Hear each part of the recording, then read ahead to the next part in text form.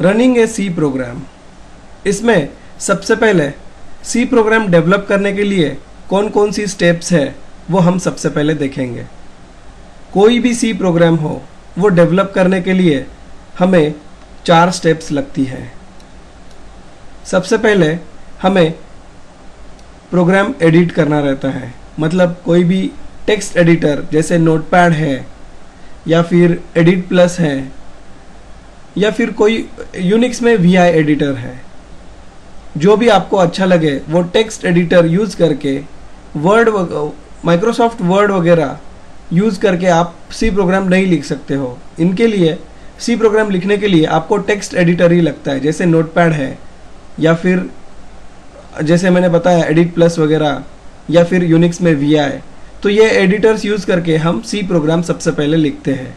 ये सबसे पहले वाला स्टेप है। उसके बाद वो सी प्रोग्राम हमें कंपाइल करना होता है। सी प्रोग्राम कंपाइल होने के बाद सी प्रोग्राम में कुछ और एडिशनल लाइब्रेरीज वगैरह हमें लिंक करनी होती है। जब कंपाइल और लिंक हो जाता है प्रोग्राम तो उसके बाद हमारा EXE बन जाता है।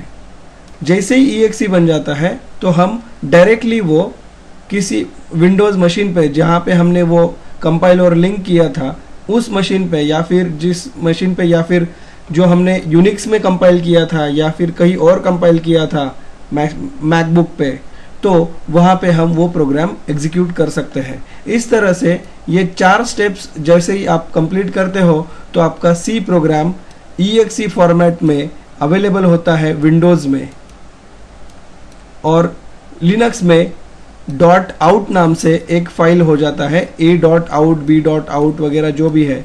तो हम लोग ये ऐसे अलग अलग कंपाइलर्स यूज़ करके अलग अलग प्लेटफॉर्म पे सेम प्रोग्राम, मतलब एक बार जो एडिट किया है वही प्रोग्राम हम कंपाइल, लिंक और एग्जीक्यूट करके हमारे प्रोग्राम्स लिख सकते हैं या फिर डेवलप कर सकते हैं।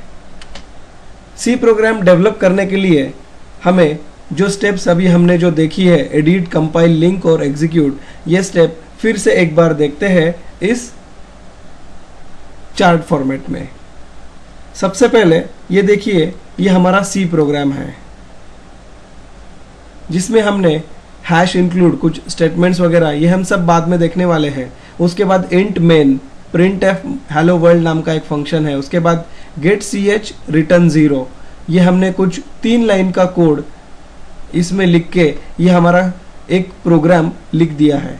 अभी ये जो प्रोग्राम है इसमें जो कुछ भी लिखा है अगर आपको समझ में नहीं आता है तो कोई चिंता नहीं या फिर कोई टेंशन नहीं, हम बाद में फिर से एक बार, मतलब बाद में हम ये सब कुछ देखने ही वाले हैं। अभी सिर्फ इतना ध्यान में रखिए कि आपने किसी एडिटर में ये प्रोग्राम लिख के रखा है। उसके बाद ये सी कंपाइलर बीच में जो अवेलेबल है वो इस सोर्स फाइल को या फिर जो आपने प्रोग्राम लिखा है उसको कंपाइल करके ऑब्जेक्ट फाइल बनाता है। इस फाइल को नाम दिया जाता है .obj।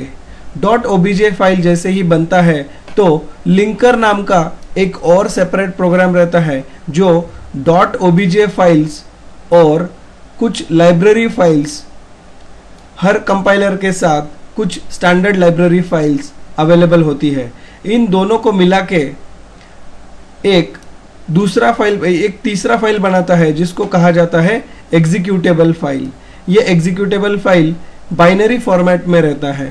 तो सी कंपाइलर और लिंकर ये दोनों का जैसे ही काम खत्म हो जाए तो हमें एग्जीक्यूटेबल फाइल्स मिलते हैं। ये डायरेक्टली हम किसी बॉक्स पे या फिर किसी बॉक्स पे मतलब किसी मशीन पे हम ये रन कर सकते हैं। इस तरह से हमने अभी देखा, ये हो गया एडिट स्टेप, ये हो गया कंपाइल स्टेप, ये हो गया लिंकिंग स्टेप, मतलब ये हो गया कंपाइल स्टेप, ये लिंकिंग स्टेप, और उसके बाद ये अपना एग्जीक्यूशन, मतलब ये एग्जीक्यूट। इस तरह से ये जो 4 हमने स्टेप्स देखे थे, ये 4 स्टेप्स यूज करके हम सी प्रोग्राम कंपाइल और रन कर सकते हैं।